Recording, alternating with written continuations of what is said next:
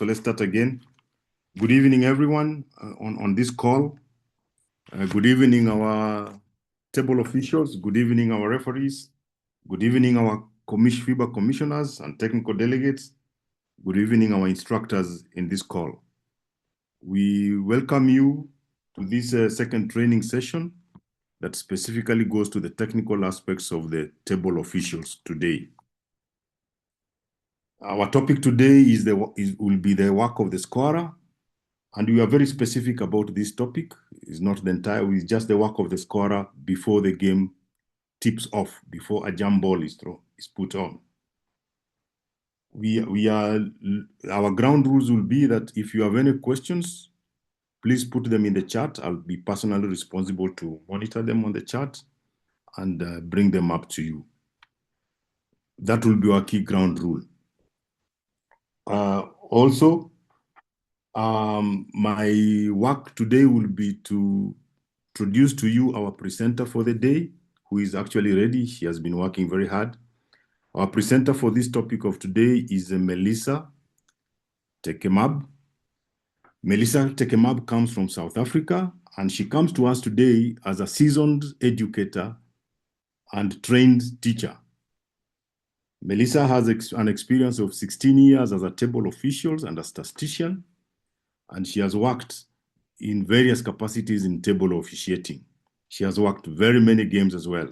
Among the games that she has worked in within the 16 years of experience includes U16 Afrobasket.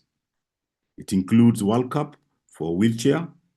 It includes Africa qualifiers for wheelchair, and a wide range of competitions, international and local competitions within South Africa.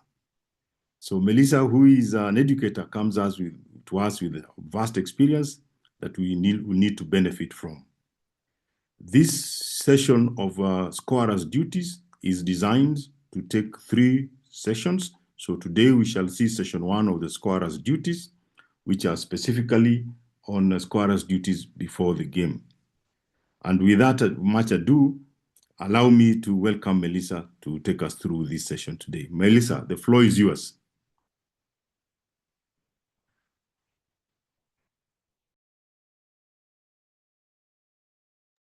Good evening, everyone.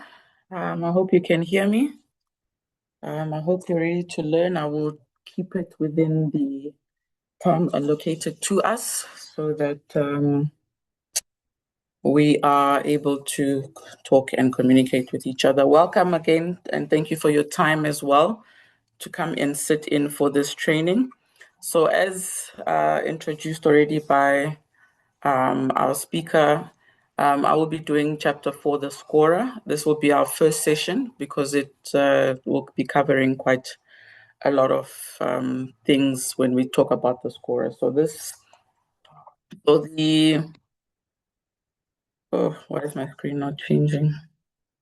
Just give me a second.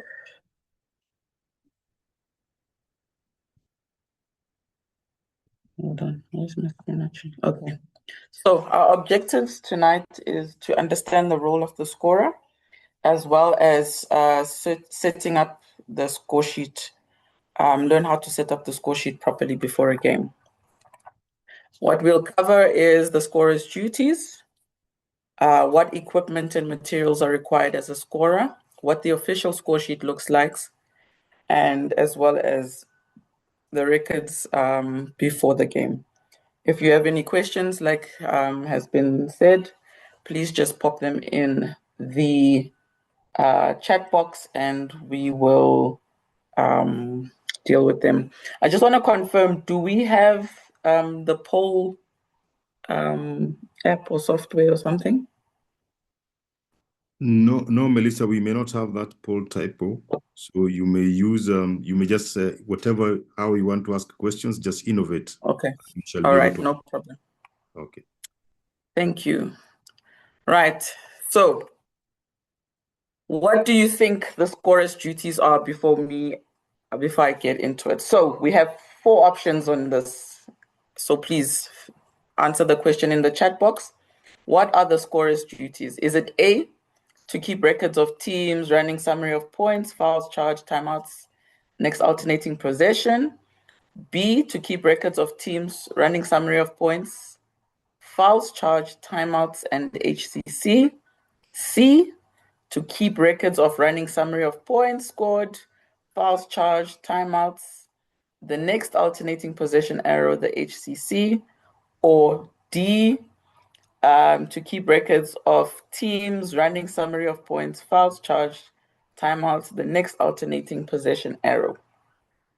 If you need me to repeat, to keep records of teams, that's A, running summary of points, fouls charged, timeouts, the next alternating possession arrow, the HCC, to keep records of teams, running summary of points scored, that's B, fouls charged, timeouts, and the HCC.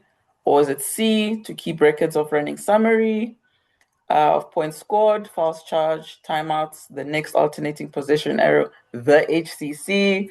Or is it D, to keep record of teams, running summary of points scored, fouls charged, timeouts, and the next alternating possession? Maybe just write A, B, C, D, or E, A, B, C, or D. Now I'm looking at the results of the question you've asked. Almost all the alternatives have been selected, but a majority have selected B. Majority have selected I have B. an A, I have a C, I have a B. So all the options you have given have been selected, but I would say the majority are on B, and the next group are on C. All right, if you've answered A or B, I mean B or C, you are wrong. It was a trick question because if you listen quickly to the options, you would hear that there was always a one thing missing, right? So, scorer. The scorer is the main official or the official record keeper of the game, right? They support the referees and they support the commissioner. Okay, so this, out of all the roles on the table, the scorer is the main keeper of the game, right? The main record keeper of the game. Let me just close this. And as a scorer, the scorer keeps record of the first thing, teams. That includes the names and numbers of all players, all substitutes who enters the game, the fouls that are recorded for those players. B, they keep track of the running score. They track who scored, what points, so that we know what is the total tally of the teams as they play. C, they record the fouls of each player. Every single foul that happens either on the players or on the coaches is recorded by the scorekeeper. The next duty is to record timeouts. When coaches request timeouts to be able to talk to their teams, scorers are the ones that have to keep track that the coach is using the allotted timeouts and not above what has been allocated to him. And the final thing is that they keep record of the alternating possession.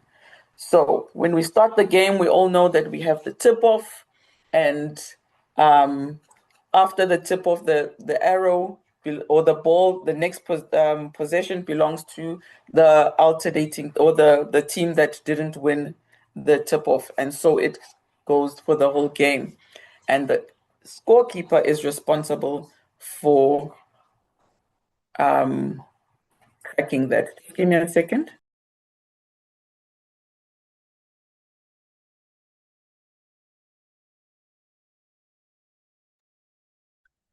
Sorry about that. So, scorekeeper, that is our duties. Keep record of the teams, running score, fouls, timeouts, as well as the alternating possession arrow. Scorer equipment. As a scorer, it is very important. It is imperative that you have the right equipment for the game. It's like a doctor that goes into surgery without any tools, that surgery will not happen. Same as a scorer. Basketball game may struggle to happen or may not even be able to happen because you as a scorer do not have the right equipment for the game. So first piece of equipment we need to have is to ensure that we have a score sheet, a blank score sheet, a score sheet without anything that has been filled on it. And that you normally get from your LOC, the people that are managing the game. But a score sheet is the most important thing to have at the game. Without the score sheet, where are you going to record anything? The next piece of equipment that we need to have is the alternating possession arrow. Now, this is how we keep track of alternating possessions in the game. There's sometimes where the actual equipment, if you're in a territory where you struggle to have the actual equipment, but you need to have something physically to be able to track the alternating arrow. And something also about the score sheet is important, that you need to have the score sheet must be in triplicate, okay? Or you should have a photocopy machine somewhere in the venue to be able to photocopy the score sheet for the teams at the end of the game. Our next piece of equipment that we need to have are our blue or black pens and a red pens and a ruler. I say pens in case of fire, should I say. If anything happens to your main pen, you should have a backup. We should always have a backup of our stationery. Stationery is very important. We can't record any game without it. So always have a backup of your pens, always have a backup of your ruler. This is also to help you avoid any disruptions to the game. If your main pen stops working, or if one of the coaches borrowed it, signed the score sheet and didn't bring it back, always have duplicate backups of your stationery. Paper clips to keep all your papers, all your documents together, or if you have a stapler, you have your stapler there so that you can staple and put all the documents of the game together. Our next piece of equipment is to have a whistle. It's very important to have your own whistle. Hygiene is a big thing. We all went through COVID. We all experienced COVID when the world shut down.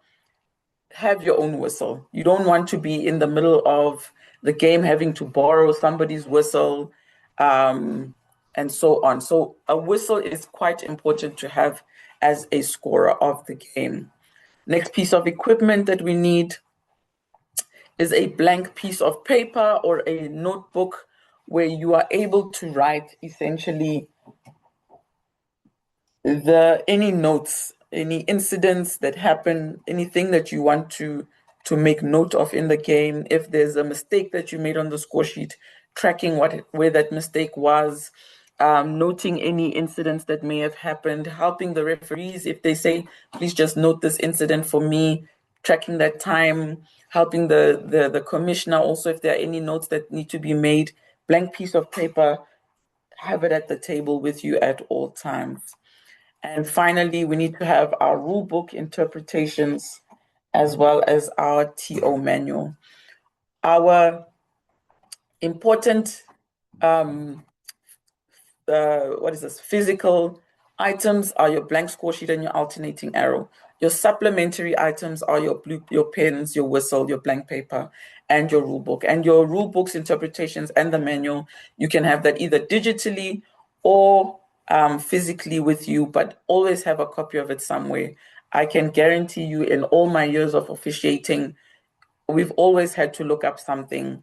It may not have been at every game, but as long as you have that quickly, you can look this up. Is this true? Is this accurate?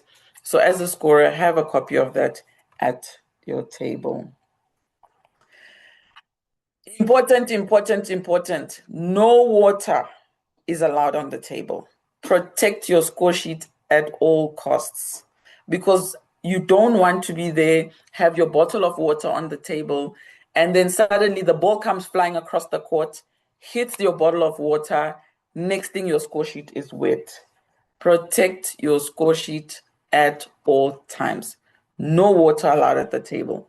If you're drinking water, drink it, put the bottle on the floor, but protect your score sheet at all costs. Because having to restart rewriting an entire score sheet takes time. So prevention is better than cure. Prevention is better than cure. So protect your score sheet at all times. Now, let us get into the next aspect of our training. What do you think is the purpose of the score sheet? Would anyone like to try there? What is the purpose of our score sheet? Is it to keep track of the game? Is it to draw pictures? Is it to look nice? What do you think is our purpose of the score sheet? As I'm getting here, to keep track of the game, to keep track of everything. Somebody said to track of everything that happens in the game, to keep records, to track of the game.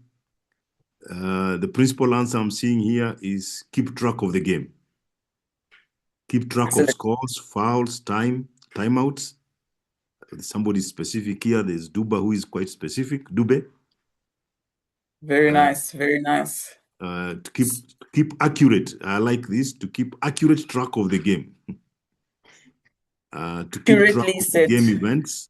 All right. So in principle, we are all the participants are saying to keep is an official record of the game. The things that we had mentioned in the first question. So in principle, to keep track of an official record of the game. As you've all said, it is our official record of the game. It is the official record that confirms that that game indeed did happen, and the result was as the teams have received at the end, right? So it is our official record of the game. Without the score sheet, how do we prove that the game happened? How do we prove which team won? How do we prove that a player fouled out? We need that official record. And that is the purpose of our score sheet, right? And our second purpose is it keeps track of the teams, the running summary of points, fouls charged against each player and coach, and the timeouts granted. So I teach kids. So if you were a kid, I'll give you all stickers that answered the two main purposes of our score sheet. And at the end of the game, both teams receive a copy of the original score sheet for their own records. If we have a game, we need to ensure at the end of the game that both teams receive a copy. That's why it's important when you have your score sheet or when you check your equipment before a game starts, that your equipment or your score sheet is in triplicate. That I know in South Africa, our colors are white for the original, pink for the winner, and yellow for the loser. That's how our triplicates come out. So that we know white is our original, which stays with us, or it goes with the commissioner. The pink sheet goes to the winners, and the yellow sheet goes to the losers. But all three sheets are written the exact same thing. So it's important that at the end of the game, both teams get an official account, the official record of what happened during the game. Okay. How do we complete a score sheet? Tonight, we're just going to deal on how we complete a score sheet before the game starts. Before the game starts is all we're going to talk about tonight. Next session, then we'll deal with running score and so on. But tonight, all we're talking about is how to complete the score sheet before the game starts. So, here's a question for you all. Just a minute, Melissa. Yes. I have a couple of questions on the chat. Okay. But I've quickly picked out one that who is asking, what if a coach did not sign the score sheet? I just wanted to let this person to be a bit patient. Probably the answer will come as we get along. Yeah. Okay. All right. Very well. Please just note the issues question that in we case shall I miss resolve it. also. Yeah. Okay. Okay. Thank you for that question. We will deal with it. All right. Just need you to remember a few things before we get into it. Is the score sheet must be completed in block capitals. Block capitals only, right? And your handwriting is very important. You need to keep it neat and legible at all times, because as much as you are writing, everybody else must be able to read what you have written. So your handwriting is very important. If some of you went to medical school and you are writing like doctors, can I please just ask that you also go into training to write like a normal person, because the doctor's handwriting is very hard to read on a score sheet. So your handwriting is very important. Next thing to remember, that it is your responsibility to collect the team lists or the team sheets before the game starts, right? It is your responsibility to make sure that you have the correct team sheets for your teams before you start completing your score sheet, because you don't want to find yourself in a situation where you've completed the score sheet, but the team sheets are wrong. 10 players that you've written down are not even present. So it's important to collect the team sheets and confirm with your coaches, is this the correct team sheet for the game? If it's a case where you are at a tournament, team sheets have been handed to tournament organizers, you need to make sure that the tournament organizers give you those team lists for the game that you are officiating. And very importantly, your score sheet must be completed at least 40 minutes before the start of the game. This is to avoid any issues. This is to avoid any delays to the game. 40 minutes before the game, your score sheet must begin to be completed. That's what the FIBA rulebook says, and that's the way you're supposed to operate it. I like to complete my score sheet an hour before, and that's just a personal preference, but 40 minutes, because anything can happen at any time. Okay, right. Before the game, we all know I'm assuming we all know what a score sheet looks like. If not, and you are new to this basketball officiating thing, don't worry, we will show you what a score sheet looks like. You will be able to see it completely, and then we will at some point complete one together. Okay, so before the game, there is the header of our score sheet. This is what the header of our score sheet normally looks like. You have the federation name on the top of the score sheet. It says that it's a score sheet. You have, if you ignore the writing in blue, it's blank, right? So we have team A, team B, the competition, the date, the time, the names of our crew chief, game number, and place. Those are the things you'll find at the header of your score sheet. You will find a logo. If it's local competitions where they want to print their own score sheet, you'll find the logo of that particular competition. But most of the time, you will be using FIBA score sheet, FIBA regulation score sheets with their logo, with their name on it. Okay. Right. When we begin the game, or as we set up our score sheet for the game, the first thing that we need to fill in is the names of our teams. A quick important note to remember is that we are always using the dark color pen when we start filling in our score sheet. We fill in our score sheet using the dark color pen. That would be either your black or your dark blue pen. Okay. The first thing we fill in is the full names of the teams. If you have teams with sponsors in their title, for example, if the team is called the Kampala the Orange Kampala Warriors. At the top of your score sheet, you must write their full name, not just the Warriors. It must be the Orange Kampala Warriors. Or if they are the Nike Johannesburg Giants, then you must write fully the Nike Johannesburg Giants. We don't just write shorthand or incomplete names. It must be the full names of the teams as is even shown on their team list, okay? The second piece of information we need to have is our competition name.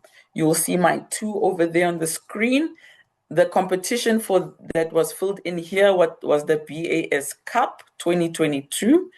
Our competition name must be completed in full. On a real score sheet, that space is not too big. So I know some competitions will put, what is it, an acronym or something for the competition name, but competition name is quite important. If players are playing a friendly game, then you put their friendly if it's a friendly game that you're officiating. The next piece of information that we need to have or to know is our game number. For friendly games, unless it's a series, you might not have a game number. But when you're in competition, local, international, there is always a game number attached to the game that you are officiating. So it's important that we write in what game number we are officiating. The fourth piece of information we need to write in is the date of the game. Now, the date of the game follows the format of 2 digits for the day, 2 digits for the month, and 4 digits for the year. This is where your handwriting comes into play because of the size of that space. You need to be able to fill in all that information. You can't write 5/4/26.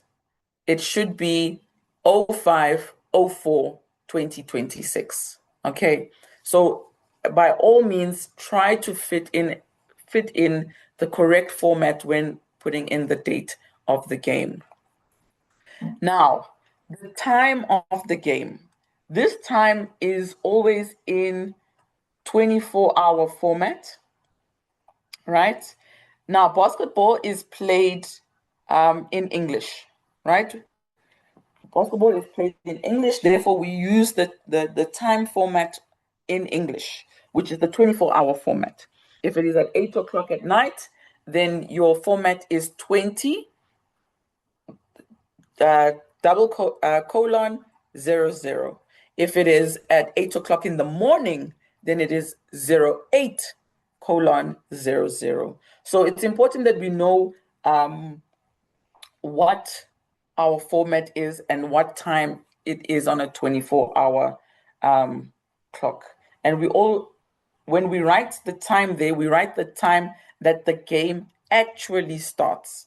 So a good piece of advice there is to write the time at tip-off and write it in last, because sometimes you might have a delay to the game, or the previous game finished later than expected, which has delayed now the game that is supposed to start. So always just wait until tip-off before you write in that time, and it must be in 24-hour format. Now, the next piece of information that we need to write is the place that the competition or the game is taking place. When we get to higher level competitions, I know they don't skirt with, you have to write the venue and the city in. At local competitions, school games, they're not as strict on it. Well, from competitions I've experienced, where we can just write the venue because the score sheet doesn't travel higher than the local league. But good practice is always to write the venue as well as the city that the game is taking place in. And the last piece of information we write in at number 7 is the names of our crew chief and our umpires, okay? And this always follows the same format, even when you write in coaches' names, even when you write in players' names. It always follows the format of last name first, comma, the initial, full stop, okay?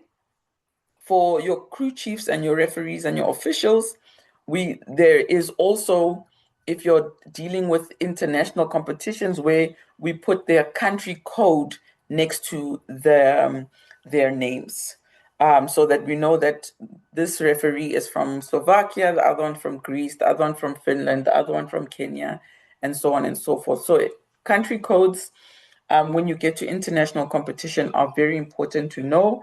And if you ever need to find out what they are, the IOC, the International Olympic Committee, has those codes available on their website. I hope we're clear on how to fill in the header. We all good? Right. Are there any questions that I need to answer on the side? Yes, I think there are lots of questions. I think we can post. Do you want us to post to respond to them? Yeah, So let's that just deal with them as we go. Will that tamper with your flow? No. All right. Is it specifically for this slide? Specifically for this slide, yes. They are specifically for the. Let me start with the last one for this slide. Simon is asking, do we have to indicate the gender? Of the officials? No. Or of the game? Of the game. Not necessarily. If you're dealing with international competition, the game number will be able to tell you if it's a male or a female game. What good practice, it's not necessarily in the rule book, but good practice that we've done is we've put just next to the team name in bracket a W or an M. It is not a necessary thing to be there, but if it helps you identify if it's a male or a female game, that is fine. But at international level, mainly the game number is able to tell whether it's a male or female game. Just to complement your answer and say that Yes. Also the competition, yes, should be able to tell you the gender. All right. Yes. Then there's another question on time writing. Can you just write 20, 30 hours? Do you have to put the two semicolon? They took the colon. Because yes, because 20, 30 hours, I think this is the Zimbabwe way of writing time. No, it must be the international standard for writing time. So that colon is important. All right. To have there. Okay, very well. Now, there are questions relating to previous slides. Because we're answering them, are we able to tackle them now? Yes.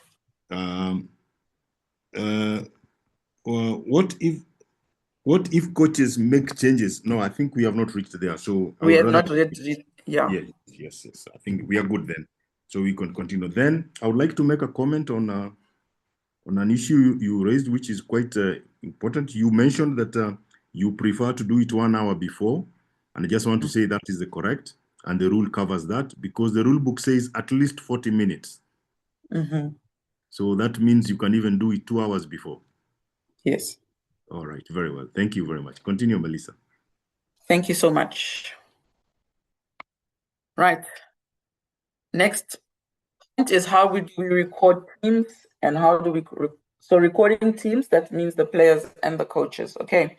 When we deal with our score sheet, we have two sections.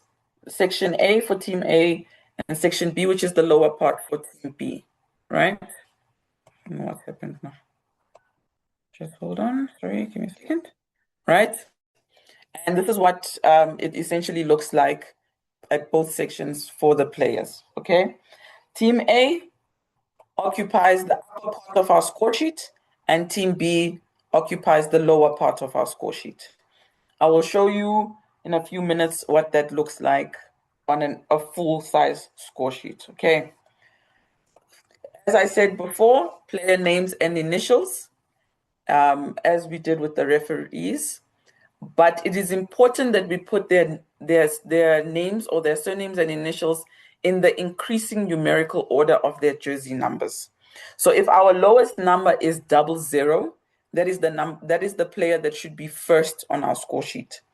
If we have a team, maybe their lowest number is 15, and the next number is 25, the next number is 66, and so on, the lowest number would obviously be 15. So that would be the player right at the top.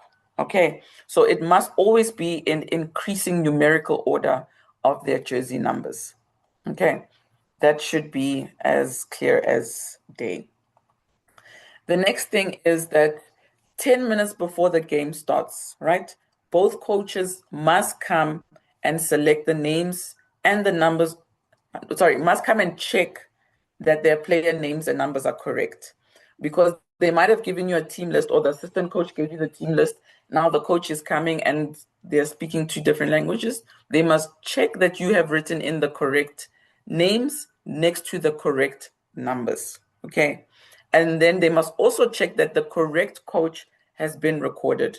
Sometimes you'll find that you got the list from the assistant coach, and on that team list, his name is first, but he's the assistant coach and not necessarily the head coach. So 10 minutes before the game, get the coaches to come and check that you have written the correct thing for their team, that the correct captain has been selected, that the players have the correct numbers, etc., etc.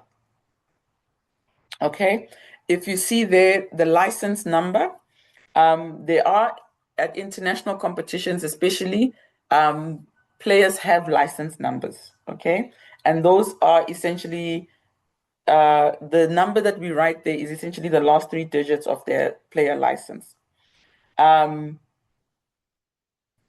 It's key there where if you're at a tournament or if you're in a competition where there is no license number, leave that column blank. There's no need to fill in information there if you don't have the information in the first place. Okay.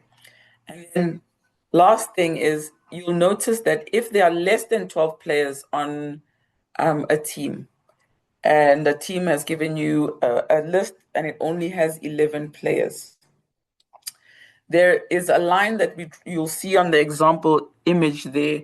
There is a line that was drawn through the 12th space, right? And all the way to where the player in column is. And then there was a diagonal line drawn right through the fouls.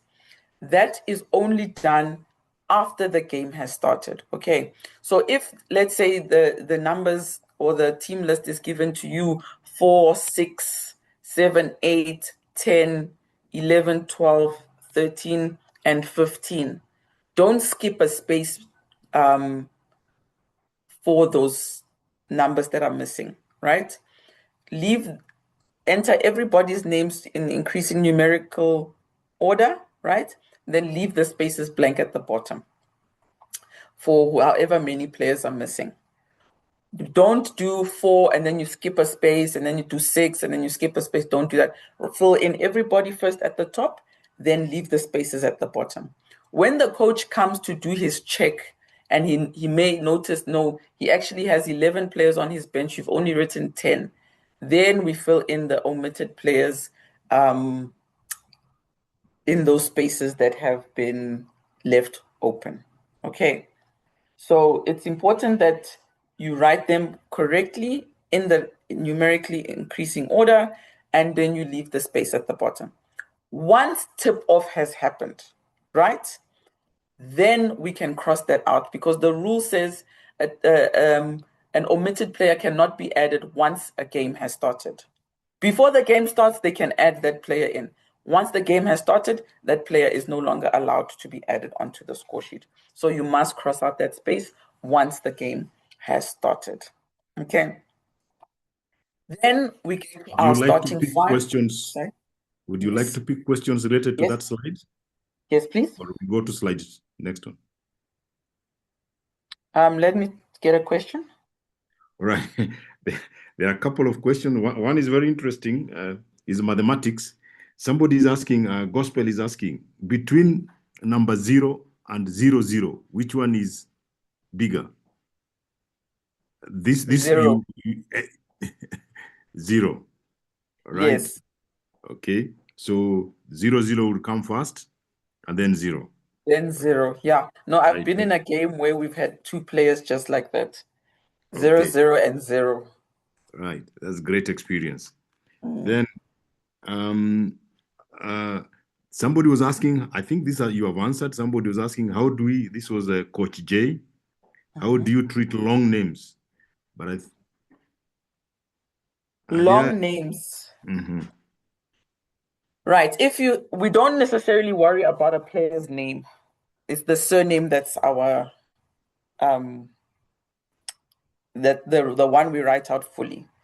If we get a long surname, I've had a long surname that started from that first line all the way to player number, and I still had to fit in an initial somewhere. Yeah. That's where your handwriting comes into play. The size of your handwriting needs to be adjustable, right? According to the space that you have.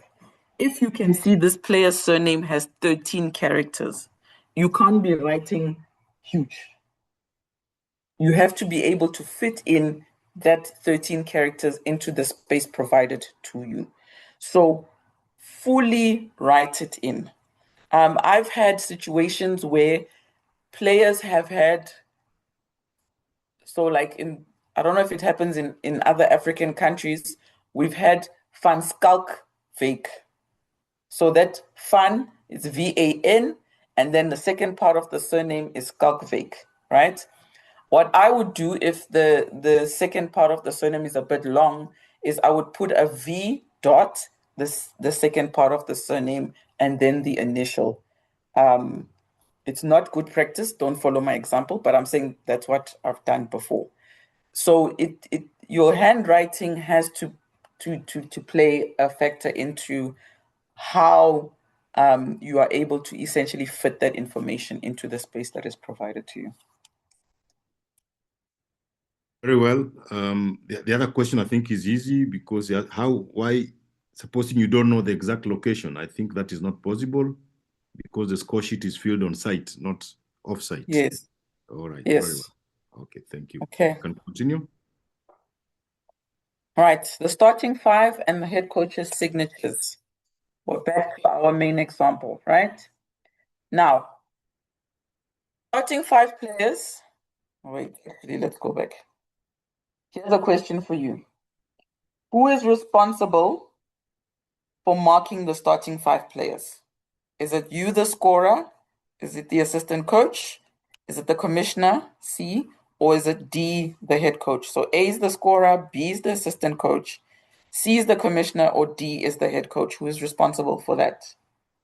Who's responsible for marking that little X?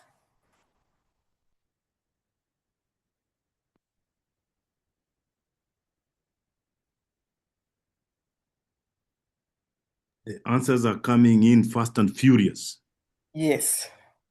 I have an A, I have DD, I have A, DD. The majority are on D, and the minority are on A. Okay. Yes. The majority is correct. D is responsible. The head coach is responsible for marking the little X, right, on the score sheet. So when he comes to do his check 10 minutes before the game, he must mark the starting 5 players on the score sheet. So he's checked that his players are correct. He's checked that his numbers are correct. Now he must mark his first 5 players, right? Me, I have a handwriting thing, right? So I like to see the same handwriting on my score sheet. So sometimes I'll just be, Coach, please write it nicely. Because, coaches also have doctors' handwriting sometimes. So just ask them nicely if you want to keep it neat. Coach, please just mark within the space. Don't go over. They just, so that you know that it's clear before you, okay? Before they sign the score sheet, they must mark their first 5. and that is without the red circles, okay? We'll talk about the red circles after. So they mark it in your dark color next to the 5 players that they are selecting. Once they've done that, okay, they then need to sign right next to their name or their initial and their name. The coaches need to sign, okay? The coach that is first to give you their first 5 is Team A's coach, then followed by Team B. It's not that whichever coach arrives first, then we play Russian roulette, whoever arrives first is the first one to give me the first 5. No. Team A's coach must be called first to give you his first 5, check his score sheet, sign. Then Team B, check his score sheet, give his first 5, then sign. That is always the order that it is done in. Then, at the beginning of your game, once we've checked everything, referees are on the court, at the beginning of that game, once you see all the players on the court, so I believe it was discussed in the previous session at the beginning yesterday that communication is very important at your table. As a scorer, you should be able to hear what your team is saying to you. We see number 4, we see number 6, number 9, so that as you are hearing their numbers, you are circling that they are the player on the court, right? Those are the players that were selected as the first 5. And you are circling them using your red pen. We are using our red pen because that is the color for the first quarter. Okay, so when we circle the players is because we physically see them on the court, therefore we circle them. In rare cases, we may have players that have been designated by the coach as a starter, but now because of an injury that happened in that last 10 minutes, they now have to be substituted by somebody else. So it's important always confirm who you see on the court. If that's the case, then it's just you putting the X on the correct player and circling that player that is now new on the court. The player that was that was marked that X by the coach, but is not on the court, you do not circle. You just leave it as it is. Okay. You note it in your notebook that number 4 was selected as a starter, but because of injury, he did not start. You've left the X as is. So that when at the end of the game, when you have to explain why that X exists, you know what happened. Okay.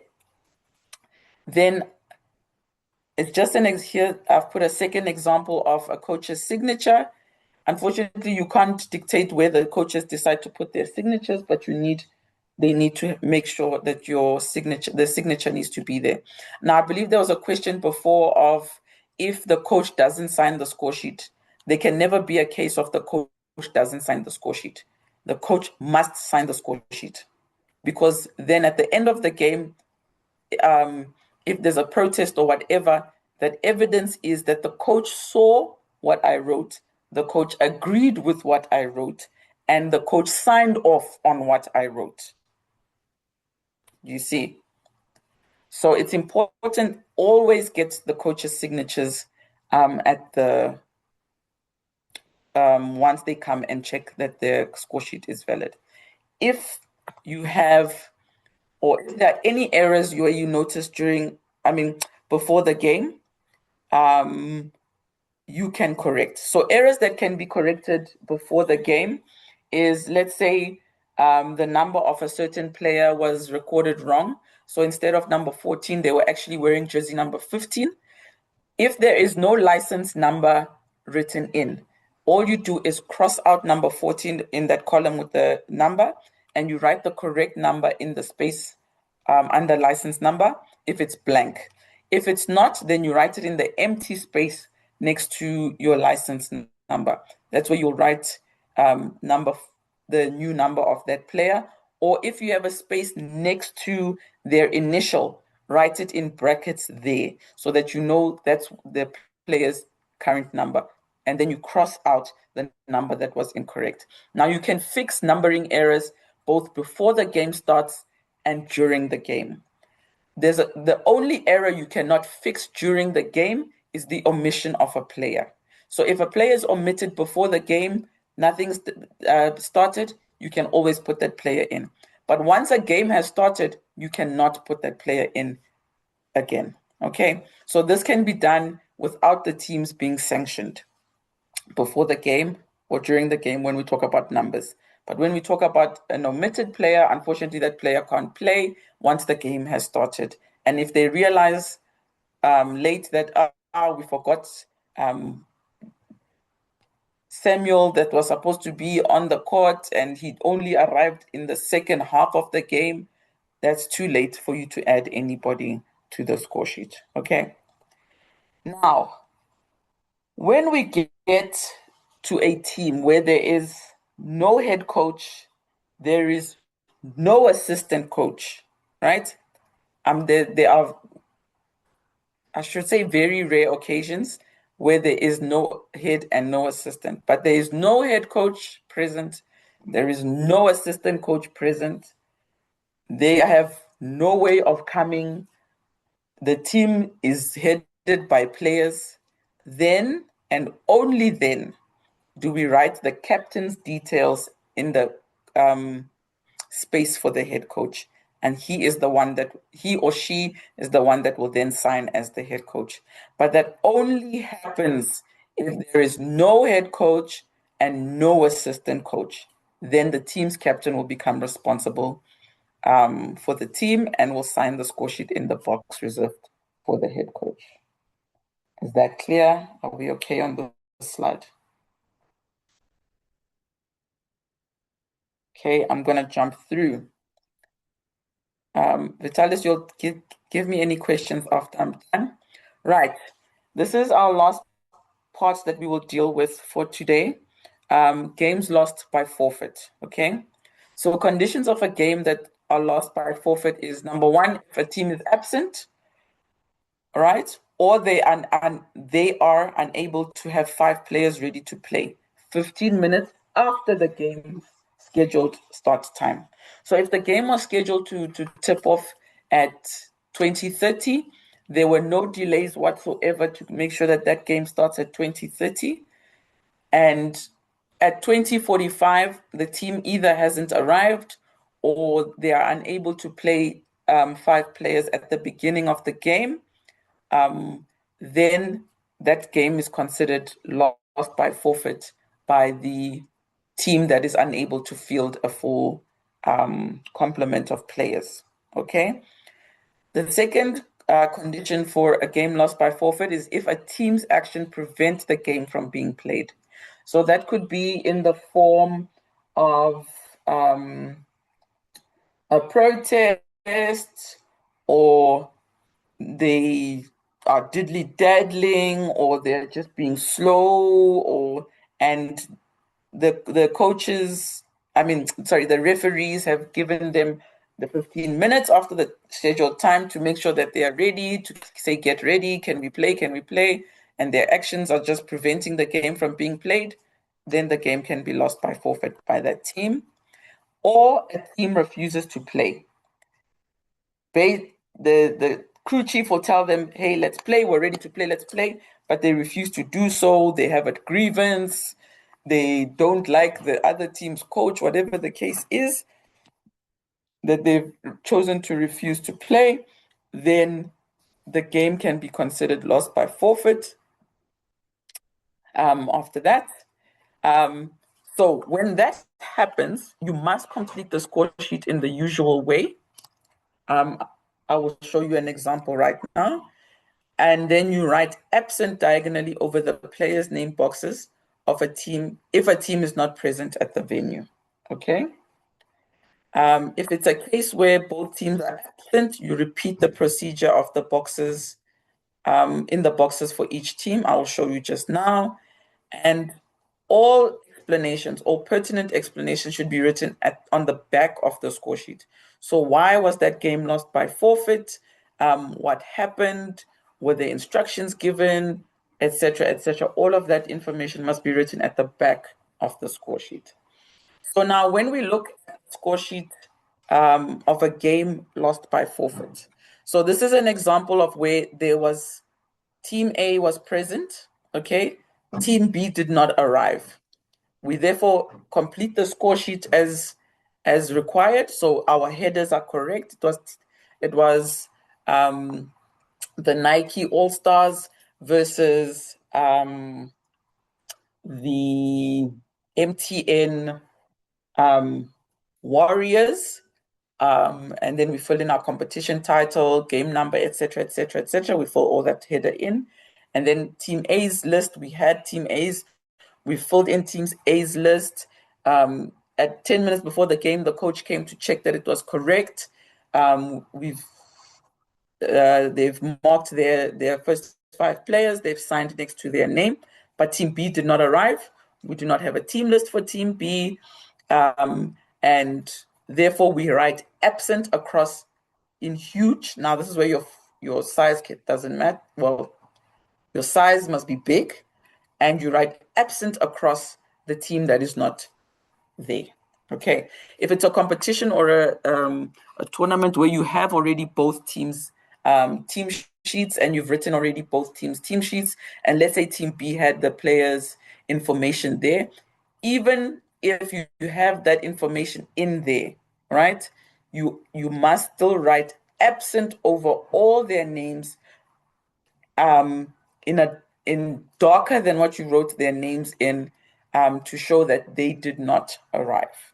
Okay, because there will not be a starting 5, there will not be a head coach's signature. Okay, for a forfeit, they normally have the first 5 players on the court. That's when you circle them with your red pen. But the rest of the score sheet then must be completed in your black pen or your dark color pen, your blue, whatever the case is. The score for the winner is always 20 points. The team that lost by forfeit always receives 0 points. The bottom of the score sheet, so if Team A was the winner, it would be 20 to Team A, 0 to Team B. If Team A was absent but Team B was present, then it would be 0 to Team A, 20 to Team B. And you write the name of the winner at the bottom. Full name of the winning team at the bottom. And that draws a close to my presentation for today. If we can deal with any questions that anybody has. Thank you so much, Melissa, for your wonderful presentation. We have, wow, over 24 questions to look. Some you have looked at. But let me, before I get to this, let me check from the administration perspective. Foster, how much more time do we have so that we can respond to the questions?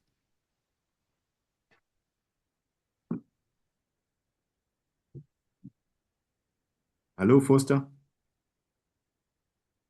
Melly, can we take not more than 15 minutes to respond to the questions that are here? Yeah, that's not a problem. All right. And I want to say... Yes, hello? You were saying something? How much more time do we have from now? Can we have from now? You have 5 minutes. Let me just Can we manage all this?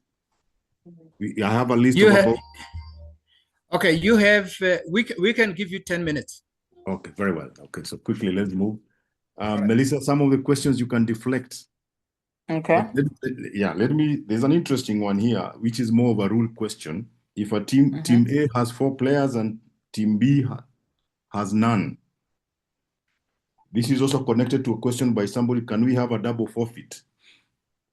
So basically, this may not be yours, Melissa, but quickly, both teams must have, a team must have minimum 5 players on court ready to start. So that game cannot start. Okay. The issue of double forfeit from Raymond, does not exist, that the organizers would be able to take up that. But let me take you quick to a question that is interesting here. What happens if both the coach and assistant coach are late? This question is coming from Gori. Right. If both the coach and assistant coach are late. Yes, their names are on the score sheet, but their names are on the score sheet. Yes. They're not available. Please correct me if I'm wrong, but then your captain is able to sign on behalf of the coach. Very well. Yes, that is as per if you look at the rule book allows the captain to take charge when the coach is not there, but just sign for, and when the coach comes, he takes over from there. Right. Yes. Okay. Now we have another question here from Falaki. Falaki is asking, during the warm-up, one player gets injured and cannot continue to play. Can we change the roster of the 12 players? Can we now change the roster and have a new player in the 12? I would not want to tie Melissa to this question, but any seasoned commissioners or technical delegates in the house can help. We can deflect this question to the commissioners.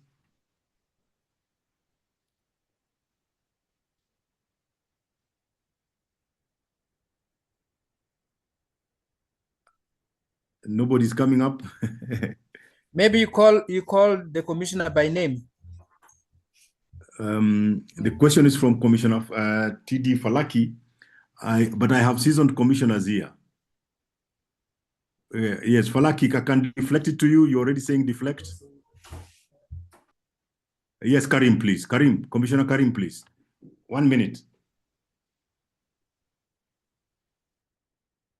Karim, the floor is yours. Hello, Karim. Karim has volunteered to answer.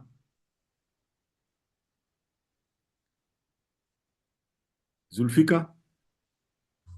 You have another person from STEM, Ibrahim from Nigeria, that has an end up. Maybe he can answer. No. His hand has been up for almost throughout. Okay. Yes. Zulfika or Falaki, please, because this is an interesting question.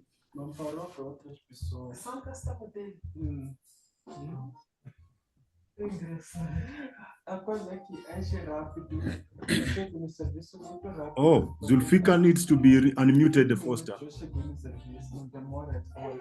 Okay. Please unmute Zulfika. Let me just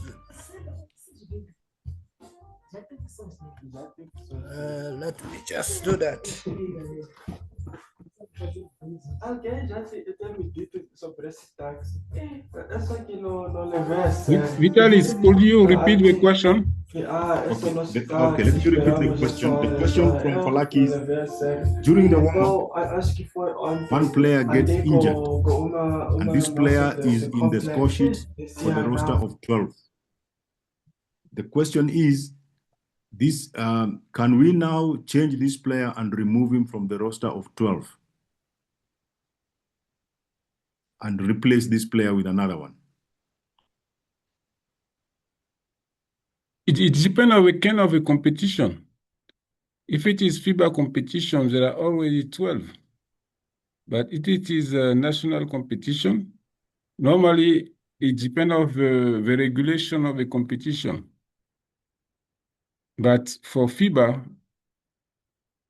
it's not possible because you have only 12 names on the score sheet. If one player is injured, it's like they need to play with 11. Very well. I think that was important is the competition regulations. Normally, for competition, you will have only traveled the 12, so you cannot even fly in any. Hello, may I help? Poster, you need to help us again and unmute.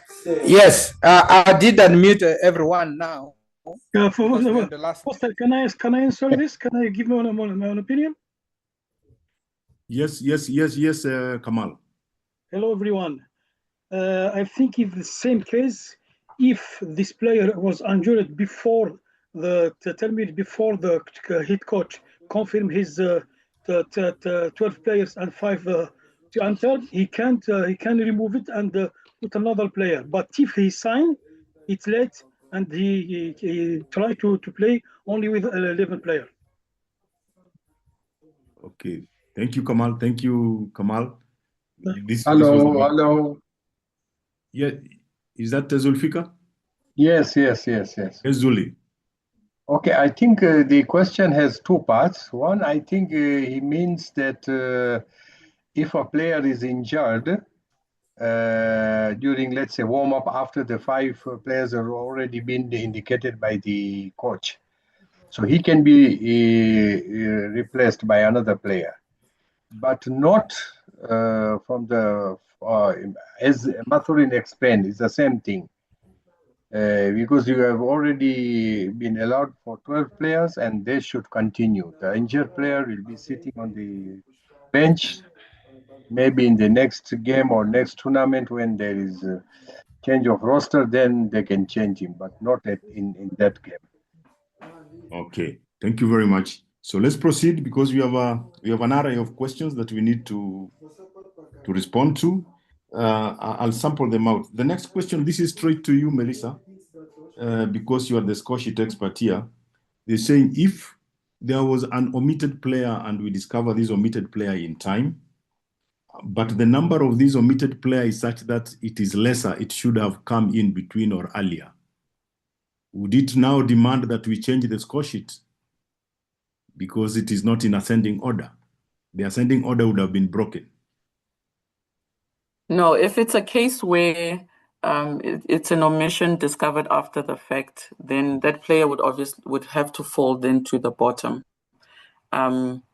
It's just for you to note that if, let's say, the omitted number was number 3, and your score sheet at the top starts at 4, you as the scorer need to be aware that if any foul is recorded for number 3, I must look for number 3 at the bottom. So because it was discovered before the game starts, this is very key. You can only add that player before the game starts. If it's a case where we discovered that that player was omitted and we're in the middle of the first quarter, it's too late. You're going to have to apologize to the very angry coach that's now shouting at you, but there's nothing essentially that you can do.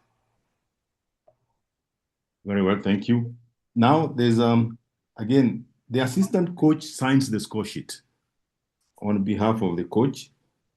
However, when the coach comes, he finds an error. Can this be adjusted in terms of the starting 5? It depends if the game has started or not. If the coach or the head coach arrives after tip-off has happened, then he just needs to make a substitution to put the correct player on. If it's before the game starts, before the players are even on the court, that can still be corrected. But once the players, and please correct me if I'm wrong, once we say it's tip-off time and the players are on the court, we can't just interchange. Because I'm thinking of it as also from a wheelchair basketball standpoint, it's the same thing. If the wrong 5 are on, then we have to alert the referee that the wrong 5 are on. If it's a case where the coach said, no, it was a mistake, I was supposed to put number 5 and not number 4, then that's a correctable error. We just cross number 5. And when we do the circling of the players, the first 5, we don't circle number 4 because it was an error. Very well. I think that's clear. That's clear to me. Now, who has the right? Okay. There's a question here. Who has the right to call the coach to sign? You. Or because we are a team, when right? You say you mean the scorer? The scorer, yes. The scorer. Or look, we're a team. You, the referees, the timekeeper, the 24-second shot clock operator, the statisticians, whoever is closest to the referee, the coaches should assist you. Otherwise, speak to your crew chief and say, crew chief, I need the coaches, which is what I always do. Crew chief, I need my coaches. They will, sometimes the crew chief will ask me, who's team A? I point in the direction. He'll go fetch that coach first. Say, coach, please come sign. Goes and calls the other coach. Please come sign. But getting the coaches there at that 10 minutes is your responsibility. How you do it, I think it's flexible. But I always use my crew chief to get the coaches. Very well responded. I want to go to the last two questions which were asked at the very beginning of this session. And these are more administrative. So I think Melissa has just done her bit, because I've tried to cluster the questions that in one group and put them together. But the first two questions that were asked at the very, very beginning. One Kip Kosgei was asking, is there, this is, I'll throw it to Maturin, is there a certificate to be awarded after all these trainings? This may not, for sure, is not yours, Melissa, but I know we do have an answer to this. Can I respond to this administratively? Yes, you can. Okay. Just to let you all people know, members here know that the FIBA Africa office did release a message to all national federations that there shall be a registration of table officials that was to close today. The message was released before 14th of January, and it should have lasted with your national federations, and the registration was closing the 28th today.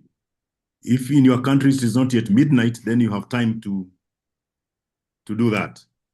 Then thereafter, there shall be a training, a training in February, culminating to an examination session that will lead to certification. So yes, there's that process. The registration started on 14th of January and ends today, 28th of January. The FIBA examination process starts on 2nd of February and ends on 25th through the FIBA e-learning platform. So you need to have registered, and there are conditions there with your federation. So for this one is a development process for us to develop our table officials to the standard. So it will complement, it heavily complements what FIBA World is doing. Then the other question is simple. Somebody asking, these were many people asking, can we get these presentations? I would just like to let you know, yes, you'll get the presentations through recordings. All these are recorded, and a link will be put in the group again, and you should be able to go over this presentation at your own pleasure and leisure, at your own free time. So that way you'll be able to get all the presentation. Somebody was even asking for yesterday's presentations. So with that, I am not seeing any more questions. I'm only seeing compliments in the chat now. And with that, I want to say thank you very much for having been with us this evening. For this, we intended to do 1 hour, but we have done 1.5 hours. This training, and the next session on table officials now will pick up from where we have left today on during the game. I would also like to thank very much our very able presenter, Melissa. No doubt you are an educator, Melissa. This has been a great session, and that's from my end. Thank you very much all. I don't know if anybody else, Foster or Maturin, wants to mention something. This is your opportunity as we close. Thank you. It was a good presentation. We had 4 sessions today. It was a long day, but very, very well done for all the 4 sessions. Thank you very much. I hand off to Maturin. No, it's okay. It's okay for my side. It's okay. Thank you. Thank you, everybody. Thank you, Vitalis. Thank you, Foster. And thank you, Melissa. So let's keep in touch for the next month. And I think should be the last Tuesday and the last Wednesday. Foster, it's like this. Yes, it's like that. Okay. So have a nice day and see you next month. Thank you. Good day all. Good evening. All right. Thank you. Thank you.